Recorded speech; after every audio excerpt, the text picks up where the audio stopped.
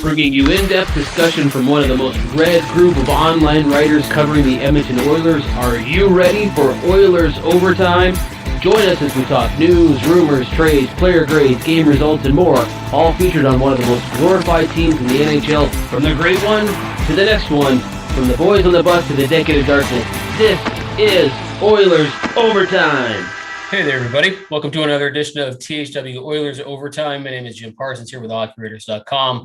We have our usual cast of characters with us as always. Some of us are a little happier than others today as we record this. We've got Colton Pankiw with us. Colton, how are you doing? I'm pretty good, thanks. How are you? I'm doing good. I think I'm probably feeling a little bit better than Julian Mongillo, who's over there. How are you doing today, Julian? After, of course, for those of people that have watched this video a couple times now know that you're sort of half Oilers, half Maple Leafs, maybe more Maple Leafs right now, but you can't be feeling so good. I just finished my hourly cry in the bathroom, so hopefully we can make this one quick so I can go get my 11 o'clock appointment. Yeah, and of course, as always, Brian Swane is with us. Brian, how are you?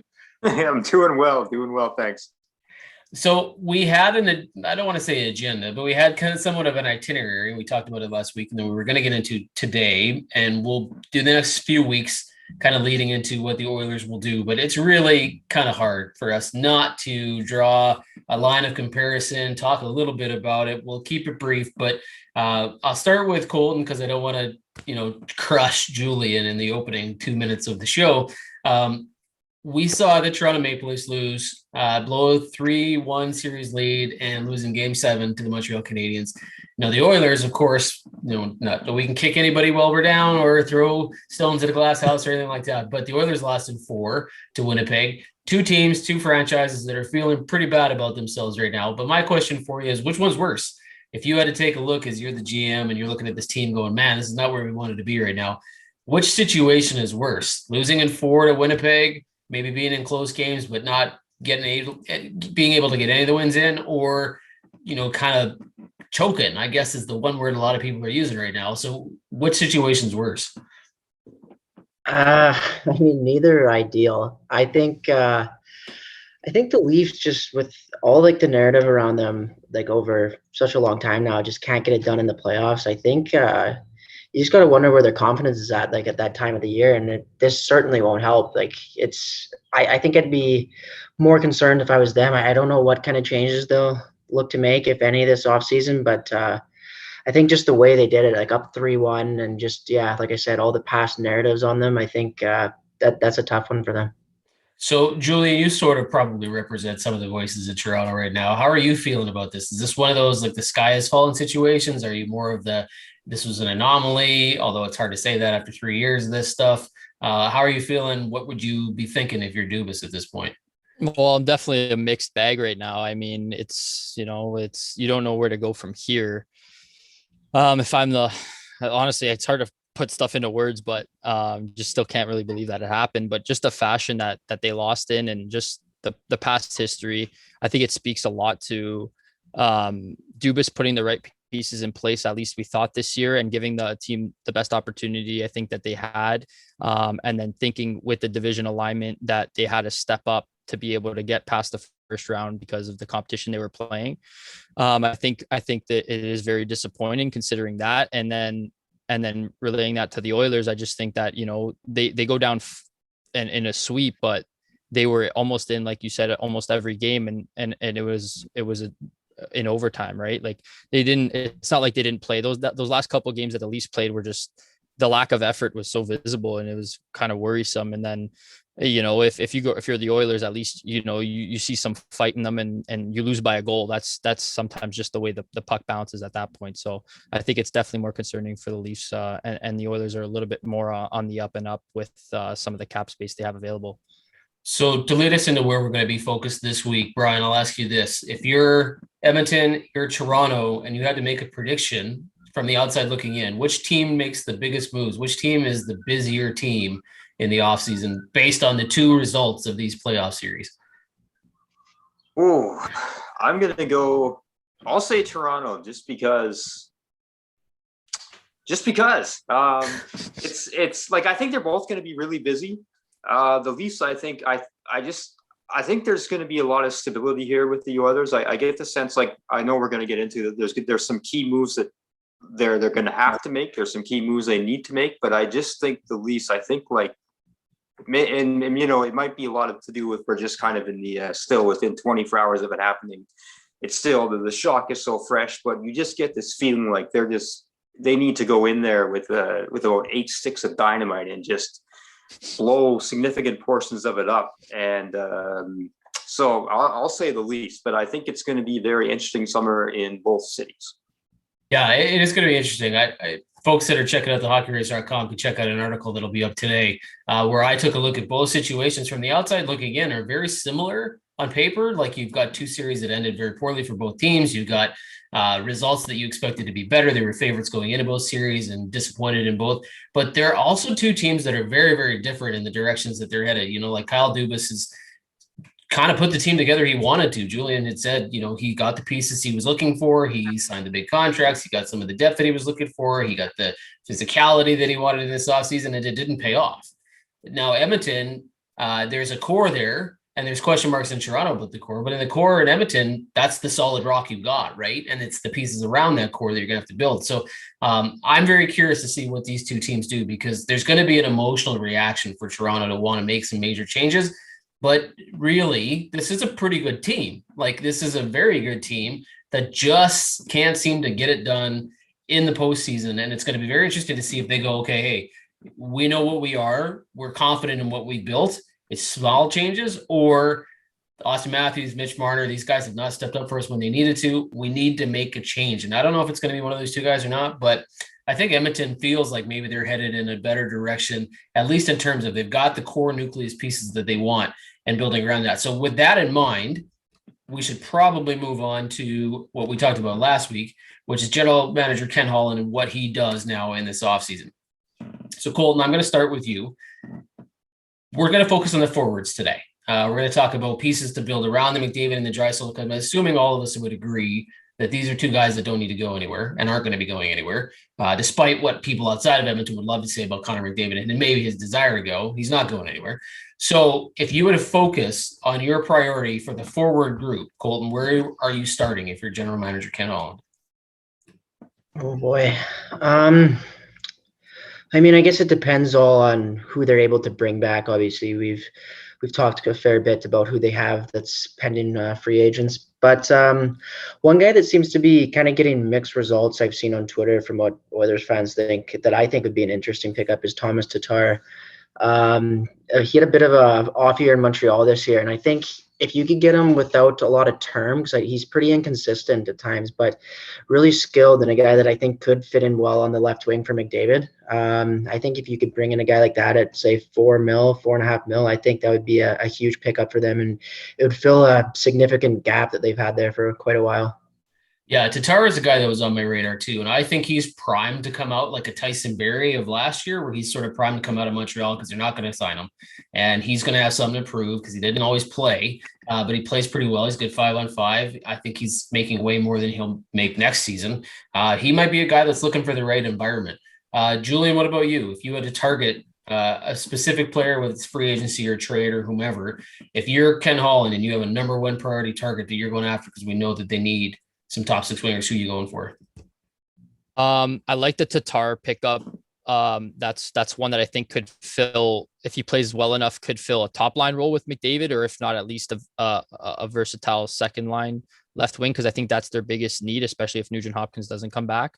Left wing is definitely the area they need to improve in the most. I like also a player on the left wing is Jaden Schwartz. I think he's been a guy kind of bouncing out. He had a little bit of injury troubles here and there. I think that you can probably get him at a decent cap hit like Tatar, and I think that he has a little bit more of a physical presence with that goal scoring touch. So he could be one that could be one of those bargain contracts that might pay off in a big way, kind of like you were saying with Tyson Barrie. I think it could be kind of along the same lines as that. Is it a clean sweep for you, Brian? Are you also on the Thomas Tatar train?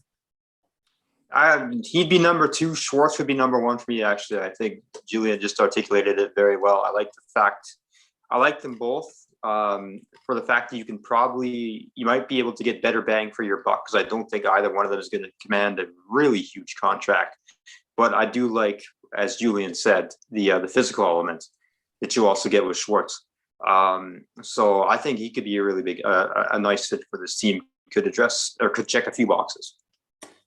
That's a good transition for us in the next question, because the need in Edmonton for a top six winger is definitely, especially left winger, is certain. But do they need two? And the only way to know if they need two is whether or not Ryan Nugent-Hopkins is going to be coming back. So, Brian, I'll stick with you. Would you re-sign Ryan Nugent-Hopkins at all costs, at only the right cost, or would you move in a different direction if you're Edmonton now?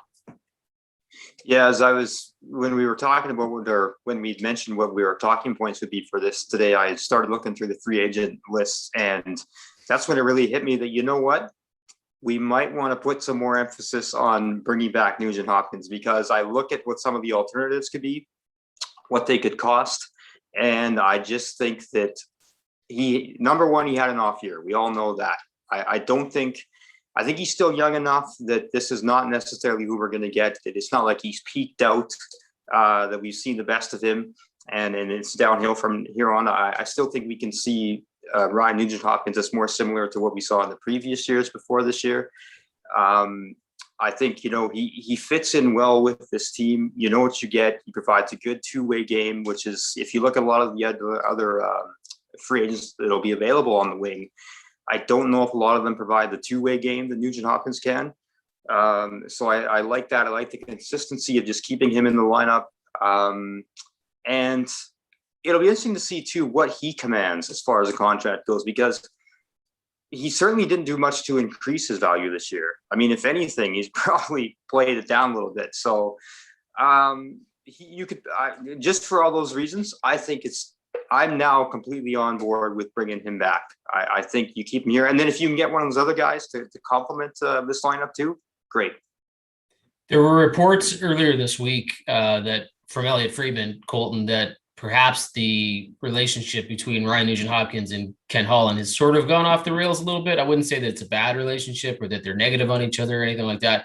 But if Friedman's saying that they've come to the table a couple of times, things have not gone necessarily well. He doesn't know where it's gone off and why it's not working, but he is a little concerned that they might not get things back on track here. And I don't know if that's a money thing, if Nugent-Hopkins and his parties think that he's worth more than the Oilers think that he's worth. Did his regular season give you any indication to suggest that he's still worth $6 million? Is he worth less than that? Is he worth more than that because the market might pay him more than that? What do you think? I think if it wasn't a flat cap era, he would still be worth more than $6 million. I think now that's really changed everything, and it's hard to get a true gauge of what everyone's worth. Like just last offseason, some of the contracts were really surprising. Like Mike Hoffman's one that I remember, he ended up signing a PTO after many people thought he was going to get like a multi-year deal. So I think $6 million right now maybe is a little high. It's definitely the highest I would go. I think if they could get him at 5.5, then absolutely bring him back. But any more than 6, and I think you got to look, because they got to add more than just him. And I know they have more cap space, but like you said, probably another top 6 left winger still, goalie possibly, maybe even shore up the blue line a bit still. So I think if it's anything above 6, you might have to part ways. No, Julian, I don't know if you go back as an Oilers fan enough to remember the Ryan Smith contract negotiations and when he left for a few $100,000 and everybody was all like, really, that's all it was that he wanted and you didn't give it to him? And then he went off and did other things. And everybody looked back at Kevin Lowe and thought, what the heck are you doing? Are we facing that sort of a situation with Ryan Nugent-Hopkins, do you think? Like, could this not happen over a few $100,000? I think it very well could, just because like we alluded to, just the flat cap is changing the whole dynamic of how these negotiations are going to be going. I think that you re-sign Nugent-Hopkins if the price is right. He's making $6 million right now, and I don't know. I think if he's anything more than, in the high 6s, I think you can swallow that based on what's out there on the market and what you'll probably have to sign those guys to anyway. So I think that would make sense. But anything over that $7 million range, if he's looking for a big deal with some decent term and a big upgrade in pay, I think that's where it's going to get a little bit dicey. And 6.8 or 6.7 to 7.1, 7.2 is only a couple $100,000, but maybe in the long run, I think that's where that's the range of where that could fall off.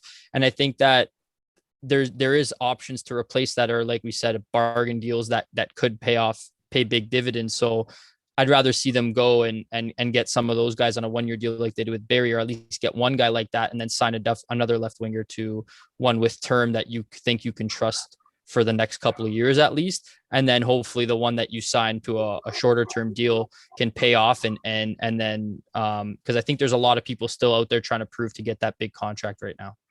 Well, I'm with you on the fact that if maybe a few $100,000 might actually be the difference maker here, but I'll tell you, if it's at the 6.8 to $7 million range, I'm shocked. Like I don't think the Oilers even remotely go there. And I think if there's a reason that it has gone off the railings, it's because the Oilers came into this season with Nugent-Hopkins probably prepared to spend $6 million and then watch the season unfold, watch the marketplace unfold, see what happened with the flat cap, realizing that guys like Tyler Toffoli and other players signed for so cheap that I think the Oilers are going, he's not $6 million anymore, right? And he didn't help himself with this season. Like I think he's a better player than this season showed, and where that McDavid chemistry went, I don't know, because he did at one point have it, but it seems to be gone now. If you're going to use Nugent-Hopkins as a third-line center, you can't afford him at that kind of money. If you're building this team ideally for what you want it to be, McDavid and Draisaitl are not on the same line together. So Nugent-Hopkins got to be a winger. And if he's not going to be your top line winger, I don't know how you justify that you can pay him $1 more than $6 million. I just don't know how you do it. And it would be a real bummer if they lost him because they're willing to spend like 5.75 and he wants to go somewhere else. But man, I think that could happen. But I'd be shocked if it's 7. I'm thinking they took a step back, and that's probably what's happened here is that they said, okay, we had a plan. It's not what it was 6 months ago, 7 months ago. And now we got to start all over again. And I think that may be what's got Nugent-Hopkins all kind of, I wouldn't say he's upset, but like his agent's probably looking at this going, okay, this is not what we thought was going to happen here. So what's the next priority, Colton? I'll go back to you. We don't know the Nugent-Hopkins is going to sign. We think it's probably going to, we hope it's probably going to get done, I think, but at the right number. I think we're all kind of in agreement on that one. What's your next step though? Like, are you thinking, okay, we needed to focus a top 6 winger. We don't know if it's Nugent-Hopkins or not. We probably got our eyes on someone like Thomas Tatar. What do you do with a guy like James Neal? Like, you want to talk about freeing up some money. Ken Holland has already talked about buyouts and that he's looking at them. A lot of people are going to say Koskinen. Some people will say Kyle Turris. James Neal seems like an obvious choice for you, but that's a pretty big contract. Are you buying out James Neal at this point? I don't think I am, just because of how many years you'd still be paying it after the fact. I think Koskinen makes more sense just for that reason. It's less term on his deal, and then you'd be paying it this year and next, whereas Neal's is, I think, another 4 seasons if you bought him out or something. I was thinking maybe Seattle, if they could somehow, I mean, obviously you don't want to give away too much assets, but maybe give them something like teams did to Vegas just to take him off the books. I don't know, but I don't think a buyout at this time makes the most sense for him. I mean, we have to remember too, I mean, I know he's getting up there in age, but he did deal with COVID and stuff this year. So perhaps he comes back and he's better next year. I mean, he looks pretty slow, but I maybe give him the benefit of the doubt and just hope that he can have a bit of a bounce back next season. Are you in the same situation, Brian? Are you looking at James Neal as a guy who maybe can contribute for you if you can't find a home for him? Or are you thinking, you know what, we just need to free up this money? Because they will save $3.8 million if they buy him out. They're going to pay $1.9 over the next 4 years, which is a lot of money to be paying. But it's only 2 years of cap space at the end of it, and maybe you can afford to. Are you get James Neal off the books no matter what, or are you thinking he still could be a productive player? It's a tough one. I mean, Holland did say that I think he pretty much flat out said that there's going to be a buyout, at least one. So I think you look at either Koskinen or Neal. Buying out Neal, or you'd swallow more if you bought out Neal, or at the same time, I think moving forward, Koskinen has a better chance to still maybe contribute to this team. I still think he can maybe function in a backup role. Now, you don't want him as your starter or even your 1A or 1B to Mike Smith's 1A like we saw the prior couple seasons. Now, on the other hand, if they get Stalock, if they find out that he can be a solid backup for Smith, and assuming they bring Smith back this year, then maybe they roll with that and they say, okay, we'll buy out Koskinen. And as Colton pointed out, Neal was great through much of last season, the 2019-20 season. He was decent in the 4 games in the bubble playoff. I think he scored a couple goals. Maybe he can rediscover something. And maybe if he's in a role, like if the Oilers can make a couple of the key signings where he doesn't have to play a top 2-line role, where he can be further down the lineup and you don't need him to deliver every night. You can have him playing 11, 12 minutes. And if he can give you 13, 14 goals in a season, then maybe you do keep him around. So that's a tough one. I think a lot of other moves are going to be dictated. I do like just one thing I'll tack on at the end there. I do like the idea of maybe seeing what you can do with Seattle. Yeah, I don't know what we're going to see with Seattle. Like, it's going to be very interesting to see how willing they are to take on salary, how many people think they were going to be willing, but maybe they aren't. I don't know. Julian, are you on the James Neal could be useful? Are you on the, no, we need the money? Or are you somewhere in the middle, say, let's see what's out there first, and then we'll make a decision? Well, in my opinion, they knew what they were getting themselves into when they did a straight swap Lucic for Neal. So I think they knew right from the bat that 2 bad contracts, and they obviously made the trade because they thought Neal had more upside at the end of the day, more goal scoring ability, probably more what they needed because Lucic didn't pan out that way. I don't know how their stats actually match up. That's just off the top of my head. I think that they thought Neal had more upside. Looking at their buyout history, I see Buyout's coming off, so they'll have space to do the buyout. And that means that I think one of for sure Koskinen or Neal are gone. And to me, I think it's better to keep Neal around and try and ship him off in the Seattle draft, like we've said. If you can't, I think he could still be a contributor on a 3rd-line role. I think he'd be a great veteran winger for McLeod. Maybe take him under his wing a bit and just shelter him, because he should probably have a fairly big role coming up this season. So I think that he could actually help him along very well. And I just think that if their plan is to bring Mike Smith back, and I think he's better off as a 1A. So that would mean I would say they still need to go out and spend the money on a goaltender, but I'm sure we'll get to that in weeks ahead. But so that's why I think that Koskinen would be the easier guy to just buy out and then go and get your guy this year, because the goalie class is kind of deep. Yeah, I think Koskinen is definitely the easier guy to buy out. I don't know that he does it based on what he said about his goaltending tandem. Like Ken Holland has said publicly, and I think he'll go shopping, but he has said repeatedly that the stats prove that they got a decent tandem between the two. Now, I'm not sure if that tandem is going to win you everything you want to win, but he seems to be confident that if all else fails and he can't get what he needs out there, that he's comfortable coming back with those two. The key for me with James Neal is to see what you're doing with players like Alex Chiasson. Is Alex Chiasson coming back? If he isn't, you're going to need a power play guy in front of the net. And if you don't think Puljujarvi's a guy, if you don't think Yamamoto's that guy, you're going to need somebody who's got some proven power play skills, because the Oilers have one of the best power plays in the entire NHL. And if you lose Chiasson and you lose Neal, and we don't really know what you're starting to give away some of that stuff, right? So I think it's going to be very interesting to see if they can find that in free agency, the person to come on the power play. If Chiasson doesn't say, okay, yeah, I'll come back for like 1.2, 1.3, just because I like it here and I want to stay and be a part of this. I don't know what you do, right? So I think Neal Buyout's going to be interesting. It is complicated because it's a lot of money, but depending on how you look at it, that money you're saving, $3.8 million in a flat cap salary, is a contract for 2 years. Like, it's a good player.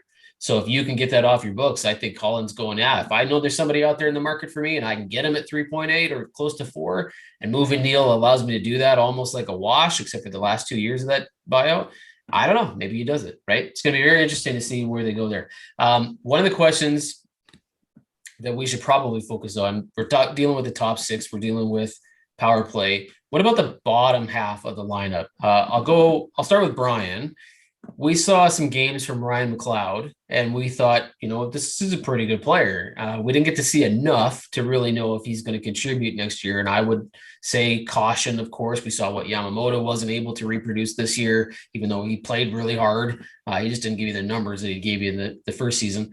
Is Ryan McLeod your third line center? Because the one thing everybody's talking about is outside of a top six winger, the Oilers need a third line center. Is Ryan McLeod your guy? I would still target somebody else if I can pick somebody else up. If it ends up that the Oilers come up empty-handed through it, whether it's free agency or a trade or whatever route they might want to take, I would be okay moving forward with Ryan McLeod as a third line center on opening night 2021. But I do think it might be a little bit too early. I think I love that kid. I think he's got all sorts of potential. I love what he showed but as you said, it's a very limited sample size so far. And he'll be ready for that role sooner rather than later, but is he ready for it right away? I don't know. But if so be it, if that's what it comes down to, I would be okay with that. Colton, do you think the Oilers can afford to gamble at that position? I mean, they went out and they signed Kyle Turris this offseason and it did not pan out, not even close. Ryan McLeod looks like he's got the goods to be, a pretty decent player and a good depth forward for you at center. But maybe it's a risk, and the Oilers are in win now mode. Is it too big a risk? Yeah, I think so. Like you said, they're in win now mode. I think they can't afford to just hope that he pans out and then not have anything else in place. I think they look to free agency probably to sign somebody. I know the center position in free agency isn't great this year. Maybe even they make a trade, but I think you give him a chance to earn that opportunity, but I don't think it can just be given to him right away. I think there's just too much riding on next season to just hope that a guy pans out in that third line role. All right, so if we phrase it another way, Julian, if we don't say, okay, you don't just give him the job, do you sacrifice at that position above all other sacrifices you might have to make? So Ken Holland's going to go in with an agenda this summer. He's going to look at what he wants to do. Top six forwards probably on his list, highest maybe on there, maybe filling in somebody for Oscar Klefbom. If Klefbom can't come back, maybe getting a goalie like you said. Of all the high-end needs or the high-value needs that Holland has, is that third line center because you have Ryan McLeod the one where you're maybe not as urgent to do something, or are you still like, no, this is a major need for me? For me, it's not a big need. When it comes down to it, they have much bigger priorities on the list, in my opinion. So to see them start the season with Ryan McLeod, I think there's too many unknowns that they have to wait and see before they can make any decisions, obviously, and then address those accordingly. So the priority list is going to change a lot heading down the stretch closer to free agency. And I think that McLeod showed that he's capable. He's speed. He has speed. He has some skill, and I think that he can probably develop into, he could be a efficient penalty killer. I think he has that ability to be speedy and get up the ice and block shots. And I think that he can be a contributor that way. I think with Turris still on the roster, I'm still going to vouch for him. I know everybody gives him heat. So I think with that in your back pocket, I would try and give him another run. If it doesn't pan out with McLeod, you have that as a last ditch effort. And at the end of the day, as this season progresses, this is the time in the regular season where he's going to learn the most and be able to, play a little bit more with less pressure than having to jump into a playoff series as your first taste of the NHL. So I think that that'll go a long way if it's a full 82 game season. And then you see what he can give you and see where you go from there. But for me, it's a low priority on Holland's list right now. You make a good point in that the Kyle Turris thing, it didn't necessarily work out this season, but you signed him for 2 years. He was meant to be your third. If he's your backup third line center, like if you're giving your shot to Ryan McLeod and saying, okay, here's a competition, Ryan, here's what you're looking at. You got to beat Kyle Turris out for this job. If you're able to do it, Kyle Turris is a vet. He's a pro. He's understanding of his role on this team, and he would probably not. He would fight for that job, but he wouldn't cause a stink if he lost out to it. But if he doesn't win the job and Kyle Turris is your backup plan, you probably have a half decent backup plan. Yes, it didn't work out great this season, but that doesn't necessarily mean it won't. I'm with you. I think the Ryan McLeod thing, third line center for me about 3 months ago was a massive, massive issue for the Oilers. I watched Ryan McLeod, even though he didn't score a lot. I wish they would have played him in overtime. Oh man, I wish I would have loved to see what they would have done and what he could have done if given the opportunity. But I do think there's a player there. I think he's fast, he's skilled, he's got two-way ability. It just didn't go in for him. And he had a very small amount of games in which to show that it could. But I do think there's going to be a lot there. At the end of the day, too, I think that that's a position where if you're creeping closer to the deadline and that's an area of need, he doesn't give you what you want, what you see from him throughout the season, you can go address that need as a third line center because there's going to be players available come the trade deadline if you are pushing for the playoffs, and that's a glaring need still. Colton, I'm going to ask one more final question to close things off for the show that's focusing on the forwards here. And I didn't warn anybody I was going to ask this, but I don't think it's going to be too tricky. I don't think I'm throwing anybody in the bus with this one. Of the things we didn't talk about, we've talked about a top six left winger. We talked about a third line center. We talked about maybe buying out James Neal. Is there an area on this roster, a player that you're seeing that maybe you know for sure? And I'll leave it open to you to let me know. The player you know won't be back, a player you think should probably be back, that maybe people are going to be surprised to see come back. Somebody that you would absolutely kind of sign and go, you know what? I saw enough from this player this past season that I would give him another shot for sure. Is there somebody that stands out for you on the Oilers forward roster that you would really look at again? To bring back, sorry? Either one, to bring back or to know for sure that you're not interested in bringing them back. I think one guy, obviously he's not like going to be a big difference maker, but he didn't really get talked about a lot. But I really liked the play of Devon Shore this year. Oh, I think you got the guy I was thinking of. Nice. Yeah, he surprised me. I think just it came in on a PTO. I didn't really know much about him, and yeah, I thought he played really well when he was in the lineup. So he's a guy that I would have no problem with them bringing back. Julian, what about you? Because I think we just stole Brian, so I'm going to give him another second to pick a new guy. Julian, is there a player on this Oilers roster that you either one, know you're not bringing back for sure, or two, think that you would absolutely bring back and maybe a surprise to some people? Who did Colton just say? My internet kind of... Oh, Devon Shore. Devon Shore. Okay. So I'm going to go ahead and say, I'm trying to think here off the top. I think Cahoon would be my guy just because he's RFA. I think you can get him on a good deal. See if he didn't pan out in a top six role because I think that was way ahead of where he should have been playing in the lineup anyway. It could be a backup plan if James Neal doesn't work out, and you're going to get him at a good bargain price. He has a little bit of offensive upside. You see what he can give you and run with it. Brian, have you had an opportunity now to rethink things since Devon Shore is gone? Do you know who you're picking? I have. I've decided to bring Connor McDavid back.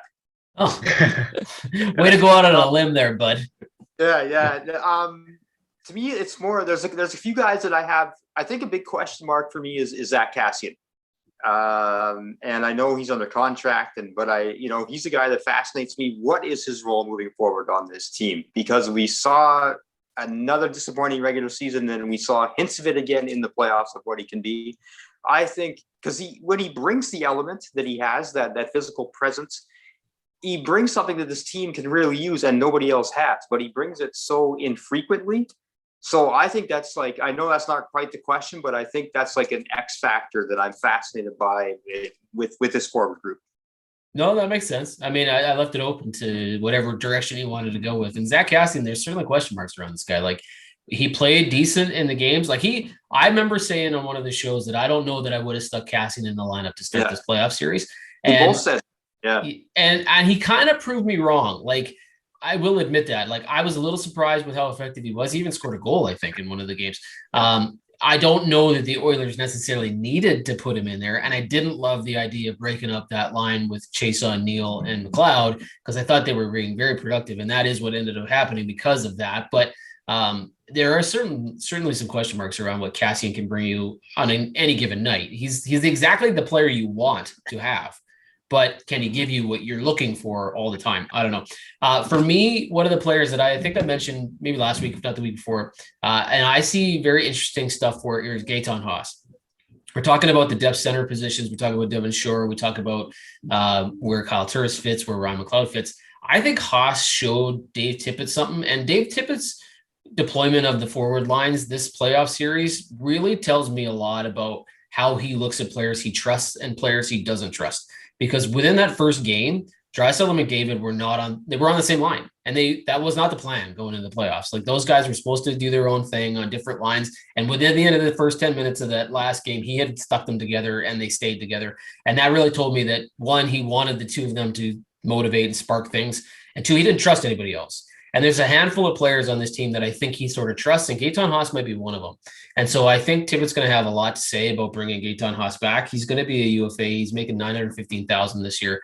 I think he's cheap again. I think he can fill your 4-center role in and out with Devon Shore. I think he's got speed and enough skill that maybe he can play in the top 9. Maybe if you're really screwed, a top 6, but I don't think you want him to do that. I like him as an option. I don't think he's going to be a huge difference maker, but he can kill penalties. He's fast. He's got all sorts of attributes that Tippett likes. And so I have a feeling that he's going to be one of those guys that's going to be back. Okay. Any final words on the forward group, Colton? Any last minute kind of, this is what I see, this is what I'm thinking, like, this is really bad, doesn't need that much work? Where are you with this forward group as is? I mean, I think we pretty much harped on it. I think top 6 left winger is the big one. And then depending what happens with Nugent-Hopkins, maybe another left winger out of free agency. Yeah, I think the wing is the left wing is the biggest need for them right now. Brian, is it as bad as some people are saying? Like, is the depth just non-existent, or it's not actually as far as from being a good forward group as some people are saying? The potential is definitely there. We talked about a lot of these guys, and even guys we haven't brought up, like Yamamoto. I mean, if they could play to the potential that we think they have, then the depth is there. But that's the big question. So Holland's got some shopping to do this offseason for sure. Are you there too, Julian? Is this one of those things where Holland's gotta spend some money and gotta add, or this forward group is not actually that far away from being pretty good? Yeah, I think that there is question marks for sure. And I think this is where Holland's going to make his stamp on the team here. We're going to start to see him put his stamp on it. I still think my prediction is Nugent-Hopkins. I'll be bold and just say Nugent-Hopkins doesn't come back, and they're going to have 2 new left wingers, on that side there. Well, if that's the case, and it very well could be, they're going to have to figure out who to get, not to overspend, not to regret what they signed those players for. And hopefully there's at least one person that looks at this like Tyson Barrie did last year and says, you know what, I can play with McDavid, or I can play with Draisaitl, and I can do really, really well. And in a 1-year deal or a 2-year deal, this is going to look very, very good for me in a couple of years. So hopefully that happens if the Nugent-Hopkins situation plays out like that. All right, guys, thank you. I appreciate it. Next week, we're going to focus on the defense. So we'll talk about the blue line, who's coming back, who's not coming back, where your priorities are, how it looked this past season, and what it might look like with some of these prospects. So we'll go there. For everybody else, we appreciate you watching. Hit the like button on Facebook if you're watching on Facebook. Like or subscribe. Hit the notification button on YouTube to get all the future videos that we do. And until next week when we talk to defense, this has been another edition of THW Oilers Overtime. We'll talk to you guys next week.